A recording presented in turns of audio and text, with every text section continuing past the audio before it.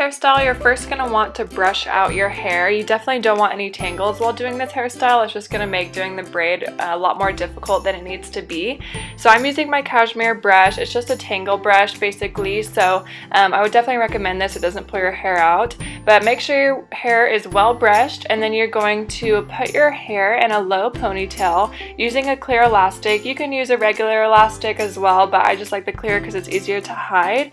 And then I tighten it as close as possible to like towards my neck, and I just feel that this makes it, you know, a little bit more put together. So now I'm just going to use a bobby pin. I do have a lot of layers in my hair, so I'm using a bobby pin to just clip those up, make sure it doesn't fall out throughout the day.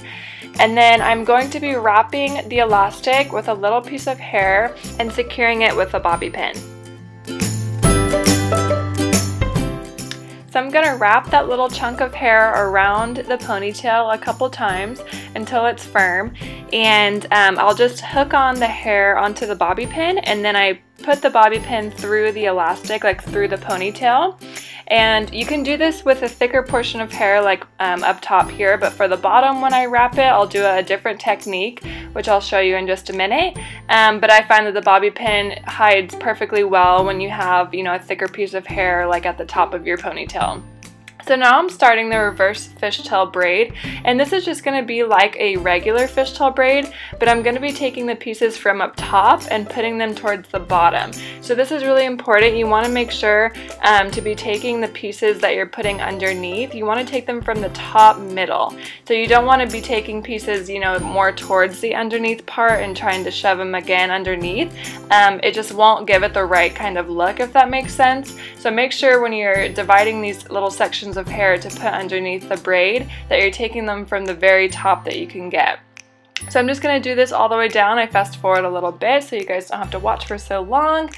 And then I will be pulling out the pieces, and then again I'll show you how to do the wrapping portion here in just a minute.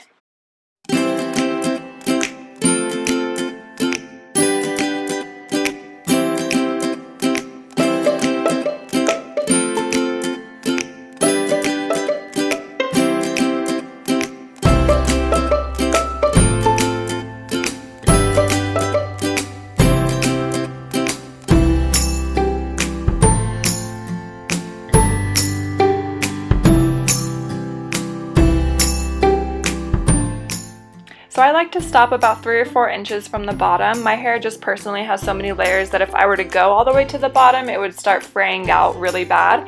And plus I just like the way that it looks. So now I'm just going to pull out pieces, and this is going to make your braid look thicker and bigger. This is just a personal preference of mine. You don't have to pull out this braid, but I just think it gives it a lot more texture and makes it a lot bigger, which I do love. So I'm going to just finish up pulling out these pieces here.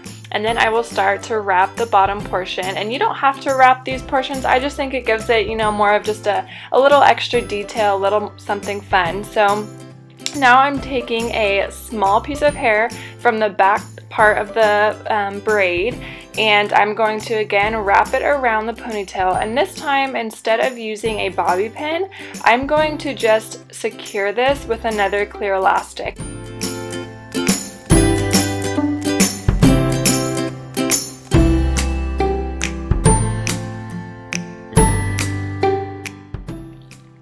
So again, starting at the top, and then I cross over in the middle, and then I finish it at the bottom.